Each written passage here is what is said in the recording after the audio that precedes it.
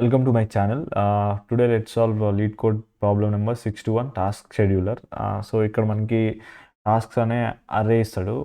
ఈ అర్రేస్లో values labelled with letter from A to Z అనమాట. Okay 0 to 25 and number n. Number n is cool down period. దాని గురించి మనం discuss చేద్దాం. ఈ CPU interval can be idle or allow the completion of one task. Okay tasks can be completed in any order, but there is a constraint. There has to be a gap of at least n intervals between two tasks with the same label. So ఇక్కడ ఇది ఏమంటున్నాడంటే task ఏ ఉంది కదా, ఇక్కడ task బిని multiple ఐటమ్స్లో ఇచ్చాడు. ఇక్కడ task A నేను time interval time interval 1లో ఎగ్జిక్యూట్ చేస్తే మళ్ళీ ఈ టాస్క్ ఏ ఎప్పుడు వెంటనే నేను ఎగ్జిక్యూట్ చేయకూడదు. ఆఫ్టర్ కూల్ డౌన్ పీరియడ్, ఈ కూల్ డౌన్ పీరియడ్ ఉంది కదా 2, ఆఫ్టర్ 2 CPU ఇంటర్వెల్స్ నేను మళ్ళీ ఏ టాస్క్ని ఎగ్జిక్యూట్ చేయగలను అనమాట. So same with B. Okay, ఇలా ఎగ్జిక్యూట్ చేస్తూ మనకి వాడు అవుట్పుట్ ఏం కావాలంటే minimum number of CPU intervals required to complete all tasks. Okay, మనము ఈ సొల్యూషన్ ఆప్టిమైజ్ చేయాలి. ఎలా ఆప్టిమైజ్ చేయాలంటే minimum number of CPU interviews ఇవ్వాలి. Okay, after completing all tasks. Okay, so let's see this example చూద్దాము. ఇక్కడ టాస్క్ ఏ నేను వీడు ఎక్స్ప్లెయిన్ చేస్తున్నాడు ఎలా మినిమం ఇంటర్వెల్స్ 8 వస్తుందని చెప్పేసి. ఓకే, టాస్క్ ఏ ఎగ్జిక్యూట్ చేస్తున్నాడు.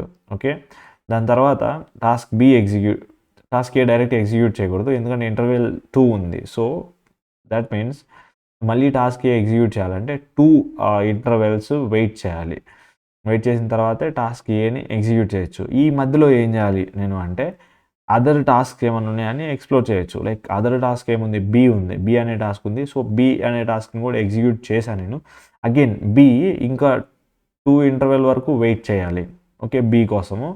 సో ఇంకేమైనా టాస్క్ ఉన్నాయని చూస్తే ఇంకేం లేవు. సో ఇక్కడ టైమ్ ఈక్వల్స్ టు 3 CPU ఇంటర్వెల్లో ఇది CPU ఐడల్గా ఉంటుంది, because it doesn't have any task to execute and cool down period కోసం వెయిట్ చేయాలి. ఓకే, మళ్ళీ ఈ టైంకి వచ్చేసింది. ఓకే, ఈ టాస్క్ మళ్ళీ అవైలబుల్ ఉంది, టాస్క్ ఏ ఈజ్ అవైలబుల్ ఉంది ఇప్పుడు. సో టాస్క్ ఏని ఎగ్జిక్యూట్ చేస్తాను. మళ్ళీ అగైన్ టాస్క్ ఏ ఎగ్జిక్యూట్ చేసింది కాబట్టి మళ్ళీ టాస్క్ ఏ ఎగ్జిక్యూట్ చేయడానికి 2 ఇంటర్వెల్స్ వెయిట్ చేయాలి. Same with B. ఇది ఇలా కంటిన్యూ అవుతా అన్ని టాస్క్లు ఎగ్జిక్యూట్ అయితే అప్పుడు మనము ఎంత టైంకి ఎగ్జిక్యూట్ అయిందో చెప్పాలి, రిటర్న్ చేయాలన్నమాట. ఓకే, సో అది ఇక్కడ మనకి ఎప్పుడైనా కానీ మోస్ట్ ఫ్రీక్వెంట్ టాస్క్తో స్టార్ట్ చేయాలి. ఇక్కడ ఏ 3 టైమ్స్ రిపీట్ అయింది, బి 3 టైమ్స్ రిపీట్ అయింది. So most frequent we can start with A or B. In this case దేంతో అయినా స్టార్ట్ చేయొచ్చు, కానీ మనం minimum number of CPU intervals కావాలి అంటే ఎవ్రీ టైం మనము మోస్ట్ ఫ్రీక్వెంట్ టాస్క్ని తీసుకొని దాన్ని ఎగ్జిక్యూట్ చేయడం స్టార్ట్ చేయాలన్నమాట. సో ఇక్కడ ఈ ఎగ్జాంపుల్ చూద్దాము. మనకి ఇక్కడ మోస్ట్ ఫ్రీక్వెంట్ టాస్క్ ఏది, ఏ. ఓకే, ఏ ఎన్నిసార్లు ఉంది, 3 టైమ్స్ ఉంది. ఓకే, ఏ ఎగ్జిక్యూట్ చేశాను కాబట్టి నేను 2 ఇంటర్వెల్స్ వెయిట్ చేయాలి ఇక్కడ మళ్ళీ ఏని ఎగ్జిక్యూట్ చేయడానికి. ఓకే, ఇక్కడ మోస్ట్ ఫ్రీక్వెంట్ ఏ ఉంది. సో ఏని ఎగ్జిక్యూట్ చేస్తున్నాను నేను. ఓకే, దాని తర్వాత ఏని ఎగ్జిక్యూట్ చేసేసాను నేను. అప్పుడు ఏ ఫ్రీక్వెన్సీ వచ్చేసి 2 అయిపోతుంది. ఓకే, అండ్ దానికి ఒక కూల్ డౌన్ పీరియడ్ ఉంది 2 అని చెప్పేసి. సో నెక్స్ట్ 2 ఇంటర్వెల్స్ అది వెయిట్ చేయాలి. దాని తర్వాత మోస్ట్ ఫ్రీక్వెంట్ ఏది, బి. ఓకే, బీని ఎగ్జిక్యూట్ చేశా. అప్పుడు బి కూడా ఫ్రీక్వెన్సీ ఒకటి తగ్గించేసా కాబట్టి బి ఇంకా ఒకటే మిగిలింది, ఒకటి ఎగ్జిక్యూట్ చేశా. ఇప్పుడు ఏ ఇంకా అవైలబుల్ అవ్వలేదు, ఏ ఇంకా అవైలబుల్ అవ్వలేదు. ఇప్పుడు వీటిలో ఉన్న మోస్ట్ ఫ్రీక్వెంట్ ఏది, సిడి అవైలబుల్ ఉన్నాయి మనకి. ఇక్కడ సిడిలో మోస్ట్ ఫ్రీక్వెంట్ ఏదైనా ఉండొచ్చు, బోత్ 1 టైం వచ్చింది కాబట్టి సిని ఎగ్జిక్యూట్ చేశాను నేను. ఇప్పుడు ఏ అవైలబుల్ ఉంది, ఏ ఫ్రీక్వెన్సీ 2, బి అవైలబుల్ లేదు, డి అవైలబుల్ ఉంది, డి ఫ్రీక్వెన్సీ 1. ఓకే, అప్పుడు నేను ఏ ఎగ్జిక్యూట్ చేస్తాను. ఓకే, ఇప్పుడు మనకి డి అవైలబుల్ ఉంది, బి అవైలబుల్ ఉంది, B frequency 1, D frequency 1. Okay, అప్పుడు నేను డి ఎగ్జిక్యూట్ చేస్తా.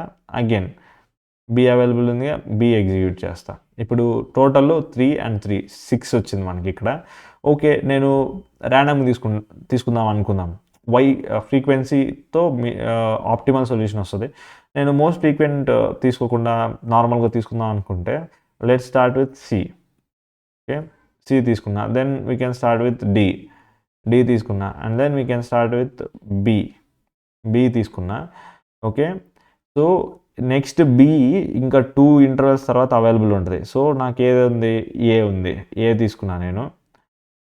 మళ్ళీ ఏ అవైలబుల్ లేదు, బి కూడా అవైలబుల్ లేదు, 2 ఇంటర్వెల్స్ వెయిట్ చేయాలి. సో ఇక్కడ ఐడల్ అనమాట సిపియు. ఇప్పుడు బి అవైలబుల్ వచ్చింది, బి ఎగ్జిక్యూట్ చేస్తా. మళ్ళీ ఏ అవైలబుల్ వచ్చింది, ఏ ఎగ్జిక్యూట్ చేస్తా. ఓకే, మళ్ళీ సిస్టమ్ ఐడల్లో ఉండాలి. ఓకే, అగైన్ సిస్టమ్ ఐడల్లో ఉండాలి. ఇంక ఇప్పుడు లాస్ట్ ఏ ఉంది, ఏ చేసా. ఇక్కడ సిపియు ఇంటర్వెల్స్ చూసుకుంటే 3, 3, 6 అండ్ దెన్ 9, 10 వచ్చింది ఇక్కడ కదా. మనకి ఇది మినిమం వాల్యూ కదా. 6 is our optimal solution. So our way to go ahead is every time మనము మోస్ట్ ఫ్రీక్వెంట్ టాస్క్ని తీసుకొని దాన్ని ప్రాసెస్ చేయాలి. ఓకే, సో ఇక్కడ so let's think about data structures to achieve this task. So ఇక్కడ most frequent every time నేను most frequent తీసుకోవాలంటే ఏ data structure గురించి ఆలోచించాలి. సో మనం మోస్ట్ ఫ్రీక్వెంట్ గురించి మాట్లాడుతున్నాం కాబట్టి మ్యాక్స్ హీప్ తీసుకోవాలి. మ్యాక్స్ హీప్ మనకి బిగ్ ఆఫ్ 1 టైం కాంప్లెక్సిటీతో మనకి ఎవ్రీ టైము మోస్ట్ ఫ్రీక్వెంట్ టాస్క్ని మనకి ఇస్తుంది. సో దాన్ని మనం ప్రాసెస్ చేయొచ్చు. సో ఓకే, మోస్ట్ ఫ్రీక్వెంట్ టాస్క్ని తీసుకున్నాను నేను. అండ్ దెన్ ప్రాసెస్ చేసా, దట్ ఈస్ ఫ్రీక్వెన్సీని రెడ్యూస్ చేసా. అది నెక్స్ట్ నేను కూల్ డౌన్ పీరియడ్ వరకు వెయిట్ చేయాలంటే నేను దాన్ని సమ్వేర్ నేను దాన్ని స్టోర్ చేయాలి. స్టోర్ చేసి ఆ టైం ఇంటర్వెల్ ఆ నెక్స్ట్ అవైలబుల్ టైంకి రీచ్ అవ్వడంలో నేను దాన్ని ఫెచ్ చేసి దాన్ని ఎగ్జిక్యూట్ చేయాలి మళ్ళీ. ఓకే, ఈ ప్రాసెస్ నేను రిపీట్ చేయాలి. దీనికోసం నేను డీక్యూని యూస్ చేయొచ్చు అనమాట. డీక్యూని ఆర్డర్ వేలో నేను పెట్టుకొని టైం అవ్వడంలోనే దాన్ని నేను తీసుకొని అగైన్ ప్రాసెస్ చేయొచ్చు అనమాట. So let's see the simulation also.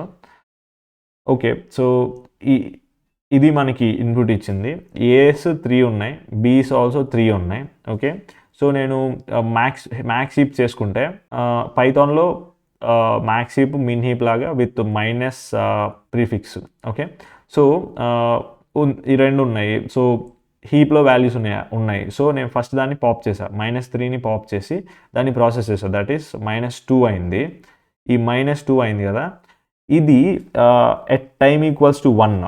Okay, t equals to 1, time equals to 1 and then cool down period n equals to 2 కాబట్టి t+2 3. ఓకే, నేను దీన్ని ఈ -2, 3ని ఇక్కడ ఇన్సర్ట్ చేయాలి, క్యూలోకి యాడ్ చేయాలి. ఓకే, సో నేను ఏని ప్రాసెస్ చేశా. And then after processing next cool down period add చేసి అది ఎప్పుడు అవైలబుల్ ఉంటుంది, దాని ఫ్రీక్వెన్సీ ఎంత అనే ఇన్ఫర్మేషన్ నేను క్యూలో యాడ్ చేశాను. Okay, and then B task ఉంది, దాని ఫ్రీక్వెన్సీ -3. దాన్ని కూడా సేమ్ చేస్తే మనకి ఇక్కడ అగైన్ -2 ఫ్రీక్వెన్సీ. ఓకే, ఇక్కడ టైమ్ ఈక్వల్స్ టు 2 ఉంది, 2 + 2 4. అగైన్ ఎట్ టైమ్ 4 ఈ బీ టాస్క్ అవైలబుల్ అవుతుంది అనమాట. Okay, and then at time 2 అయిపోయింది.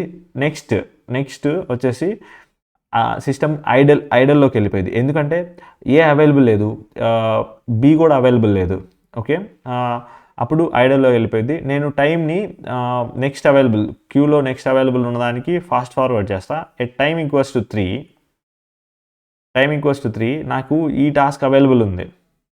ఓకే, సో నేను దీన్ని పాప్ చేసి ఆ ఫ్రీక్వెన్సీని నేను అగైన్ హీప్లోకి ఇన్సర్ట్ చేస్తా. ఓకే, ఇది కూడా పాప్ అయిపోయింది, ఇన్సర్ట్ చేస్తా. నౌ హీప్లో ఒక వాల్యూ ఉంది, that is a is available with frequency 2. So నేను దీన్ని పాప్ చేసుకొని ప్రాసెస్ చేస్తే -1 ఉంది దీని ఫ్రీక్వెన్సీ. ఓకే, నౌ టైమ్ 3 ఉంది, 3 + 2 5. ఎట్ టైం 5 ఇది అవైలబుల్ ఉంటుంది అనమాట.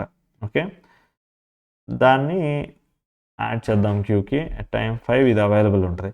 ఇలాగా అగైన్ మళ్ళీ టైం 4కి ఇది వచ్చింది, దీన్ని పాప్ చేస్తాము. అగైన్ -2ని ఇక్కడ యాడ్ చేసి మళ్ళీ దీన్ని ప్రాసెస్ చేసి -1, 4 కాబట్టి 6కి ఇది అవైలబుల్ ఉంటుంది. ఓకే, సేమ్ వే దీన్ని ఇక్కడ చేసి ఈ ప్రాసెస్ని కంటిన్యూ చేస్తాము. ఎప్పటి వరకు కంటిన్యూ చేస్తామంటే అన్ని టాస్క్లు both tasks in min heap, max heap and queue అన్నిటిలో టాస్క్ కంప్లీట్ అయిపోయిన వరకు చేస్తాము. అండ్ టైంని మనము ఇంక్రిమెంట్ చేసుకుంటూ పోతాం అనమాట, టైం ఇంటర్వెల్ని. ఎట్ ద ఎండ్ టైంని రిటర్న్ చేస్తాం, which is always going to be minimum time CPU intervals to process all the task. So మనకి ఇక్కడ ఒక హ్యాష్ మ్యాప్ కావాలి to count the frequency of each task. మనం పైథాన్లో డైరెక్ట్గా కౌంటర్ యూస్ చేసి frequency hash మ్యాప్ని build చేయొచ్చు. we need to build this frequency hash map for tasks. Okay, వచ్చేసింది. And then max heap పైథాన్లో వచ్చేసి నెగిటివ్ ప్రీఫిక్స్ యాడ్ చేయాలి for count in count.values. okay, now heapify the max heap heap.heapify. okay, now let's initialize time equals to 0 and then మనకి queue data structure కావాలి. Heap వచ్చింది, క్యూని కూడా initialise చేసుకుందాము, dq. Okay, మనం ఈ ప్రాసెస్ని ఎప్పటి వరకు చేయాలంటే అన్ని టాస్క్లు కంప్లీట్ అయినంత వరకు చేయాలి. టాస్క్స్ ప్రెజెంట్ అవైలబుల్ టాస్క్ ఏమో హీప్లో ఉంటాయి, ఫ్యూచర్ అవైలబుల్ టాస్క్ ఏమో క్యూలో ఉంటాయి. So till max heap or క్యూలో ఎలిమెంట్స్ ఉన్నంత వరకు మనం ఈ ప్రాసెస్ని ఎగ్జిక్యూట్ చేయాలి. Till max heap or queue. Okay, so నేను ఎవ్రీ టైమ్ని ఇంక్రిమెంట్ చేయాలి. ఓకే, అండ్ దెన్ టైమ్ని ఇంక్రిమెంట్ చేసిన తర్వాత ఫస్ట్ మ్యాక్స్ హీప్లో చెక్ చేయాలి, మ్యాక్స్ హీప్లో ఏమైనా టాస్క్లు అవైలబుల్ ఉన్నాయా. if max heap has some values process చేయాలి. ఎలా ప్రాసెస్ చేయాలంటే కౌంట్ని, సో మనం మైనస్తో ప్రీఫిక్స్ చేస్తున్నాం కాబట్టి 1+ చేస్తే కౌంట్ డిక్రిమెంట్ అవుతుంది. So 1+ heap queue dot heap pop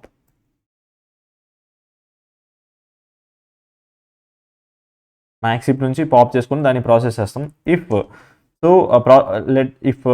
let's say process చేసిన తర్వాత కౌంట్ -2 ఉందనుకో, దెర్ ఈజ్ సమ్ కౌంట్, అంటే టాస్క్ ఇంకా రిమైనింగ్ ఉన్నాయి. సో అలా రిమైనింగ్ ఉన్నప్పుడు మనం క్యూలోకి యాడ్ చేయాలి ఆ టాస్క్ని నెక్స్ట్ అవైలబుల్ టైంతో. ఓకే, సో ఇఫ్ కౌంట్ ఉంటే queue dot append count comma, so task frequency and time plus cool down period add చేయాలి, cool down period n. Okay, so ఇలా యాడ్ చేసిన తర్వాత సో మ్యాక్స్ హీప్తో అయిపోయింది. నెక్స్ట్ ఈ task next ఎప్పుడు available అవుద్దో అప్పుడు దాన్ని క్యూలోకి అపెండ్ చేసేసామన్నమాట. సో ఇప్పుడు ఆ టైం అయితే next available time let's say time 4కి ఈ టాస్క్ ఇప్పుడు ప్రాసెస్ చేసిన టాస్క్ అవైలబుల్ అవుతుంది. Let's check that if queue ఉంది అండ్ క్యూలో top value time that is second parameter at index 1 equals to time. So ఆ టైం అయిపోయింది, అవైలబుల్ టాస్క్ ఈ టైంలో అవైలబుల్ అవుతుంది అన్నారు కదా, ఆ టైంకి వచ్చేసింది CPU.